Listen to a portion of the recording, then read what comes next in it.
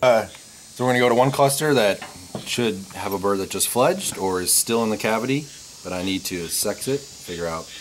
I've already banded it about 20 days ago, and so hopefully it survived. And then we'll go to two other clusters. One has a nest still, and we'll see if they hatched. And another cluster, their nest failed a couple of weeks ago, so we're gonna see if they re-nested.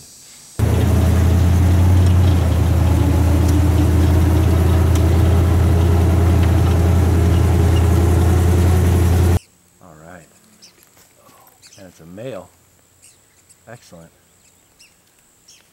So for the first couple months after they leave the nest, it's really easy to tell the sex of the bird.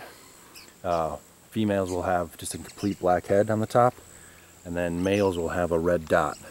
But that goes away after their first molt. And then after that, it's very hard to distinguish a male and female adult. You actually have to have them in your hand because the males only have the little red thing on the side, but sometimes it's completely covered by other feathers. You kind of have to lift them up to see. So that's great.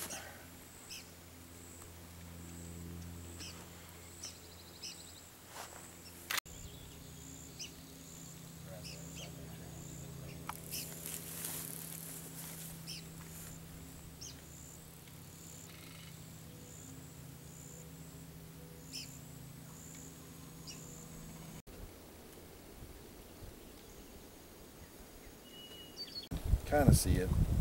You guys want to take a look?